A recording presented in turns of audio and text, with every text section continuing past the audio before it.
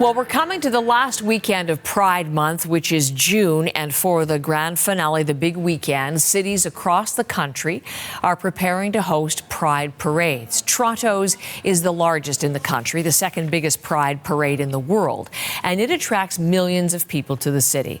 Pride Toronto says this year's ceremonies include a focus on the transgender and non-binary community, and there's going to be as well a big lineup for performers, 99% Canadian, in keeping with the times.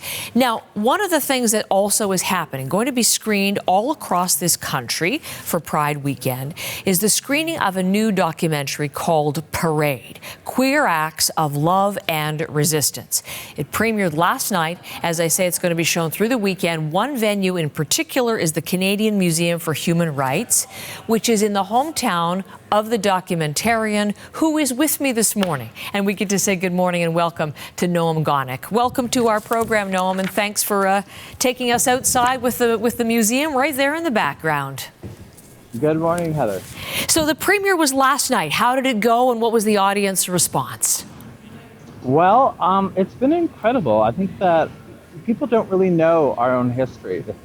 Part of the purpose of making this film was just to show the incredible trajectory of Canadians' experience in queer rights and how we got to this place that we're at today. And it is documented in unbelievable detail. I was struck by the depth of the archival material with which you had to work, Noam. I mean, you must have spent, exhaustive time getting that all together. Tell me about the research and what went into this. Well, Heather, we were really lucky. We had an incredible research team. We had 5 published, lettered researchers, the best in Canada. These are Oscar-nominated researchers. So we knew where every single clip, every artist's film, every news media piece existed. And then we were also able to go into people's personal archives too, and to get things that they had shot that had never seen the light of day before. Some of these items were 50 years old. 50, 60 years old, the voices of early activists. It was extraordinary, as I said, in terms of the detail from that time. And as you were putting this together, Noam, just help us understand. I'm going to talk about some of the aspects of the documentary particularly, but what were you trying to capture with this and to teach with the documentary you created? Well, as the filmmaking process went on, we realized that these rights, which we're so proud of having, which was achieved over, 50, 60 years, as you say, they're ephemeral and they could disappear quite quickly. Politics is a very shifting world, and you never know what tomorrow might bring. So we wanted to leave this film as a legacy for Canadians, for queer Canadians in particular, to show how these rights were won over the decades, what these milestones were, how we achieved them, the way community came together, marched in the streets, became one, and to have the film be available to new generations as a tool, some suggestions perhaps of things that they might need to do in the future if they had to fight for their rights again.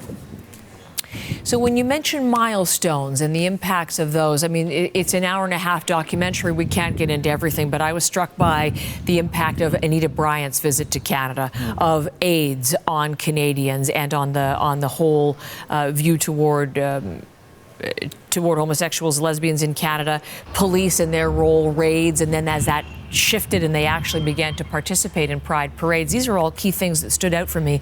But one of the things that was really striking, I thought, was the road to getting political recognition, the barriers there, including some really kind of bracing exchanges in the House of Commons not that long ago, which I'd love to play, Noam. So just hold on for a second. We'll play and we'll listen to this, and then we'll talk on the other side. Madam Speaker, this is not an amendment on sexual orientation. This is an amendment on sexual deviation. Moi, j'ai peur, comme individu, que notre société devienne ultra-permissive. Allons-y que les sodomistes, les pédérastes, les bestiaux sexuels deviennent les gardiens de nos enfants. Allons-y, quoi? If they want to stay in the bedrooms of the nation, let them stay in the bedrooms of the nation. But, Madam Speaker, never let us allow them into our armed forces, our RCMP, and we will work with them so they can stay silent. A reference there to a quote that is prominent in the documentary, "The state has no place in the bedrooms of the nation," from Pierre Elliott Trudeau, of course.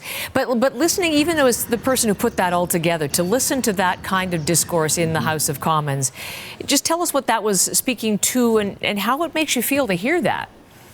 Well, I mean, Ottawa's House of Commons feels a bit like today's Budapest, in Hungary. That kind of right-wing vitriol, that kind of anti-gay rhetoric that's loud in, these places of law, parliamentarian zones.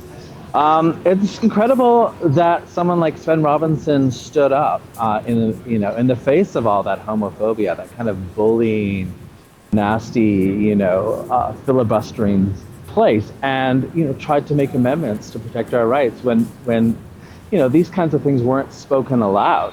We're talking about the 80s here. Mm-hmm. And, he was the first out gay parliamentarian in Canada, and he really, really worked very hard from the inside, from the House of Commons, to, change legislation and to, So there are many heroes in this, but I was going to point to him in terms of what he did when he came forward as the first openly gay MP, and he did so after, not being open earlier in his career. It was to the point that Barbara Frum on the Journal actually talked about that as a big story. Just play a little bit of Sven Robinson from the documentary, and then we'll talk about that in a second.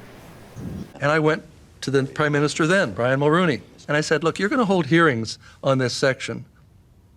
Sexual orientation isn't in Section 15, but I have a private member's bill to include sexual orientation in human rights legislation.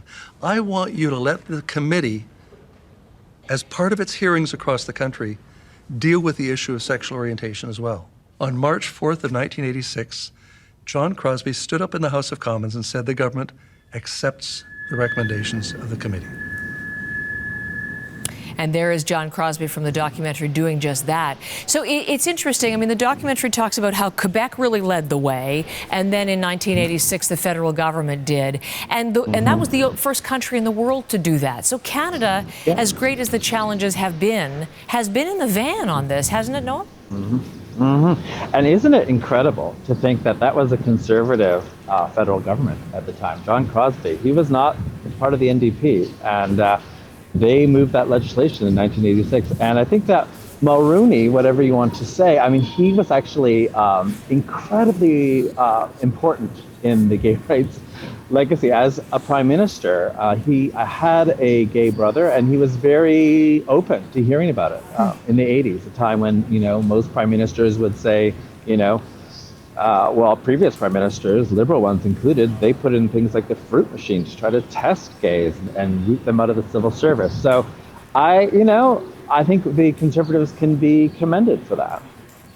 So let me ask you, we could carry on the conversation. It's so interesting to speak to you. You mentioned how things are changing and the political climate, and all of these rights won could disappear quickly. And one of the lines and themes that's repeated throughout the documentary is how activists came off the sidewalk and into the street, and again marched. Given what's happening, we're talking about the end of DEI programs and things of that nature right now, losing corporate sponsorship for Pride in Toronto.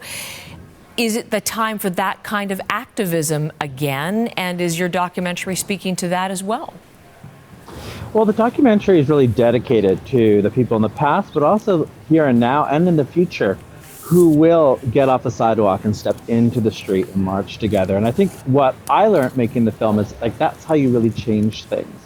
So, it's wonderful to have parliamentarians, it's wonderful to have great lawyers and go to court and change laws. But at the end of the day, it's when people and their allies get together. And, one thing, getting back to Budapest and Hungary, one thing we're hearing from friends over there is that now straight couples are going to Pride this coming week in Hungary.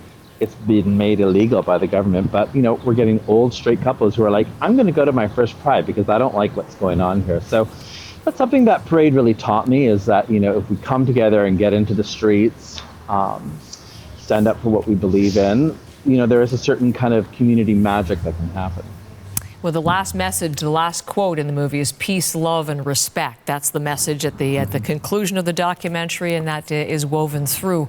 Listen, Noam, a pleasure to meet you. As I said, I really learned a lot as I watched this, and it will be screened all across the country this weekend, Pride Weekend. Noam Gonick, the writer and director of Parade, Queer Acts of Love and Resistance. Thank you from Winnipeg. Thank you. Thank you, Heather.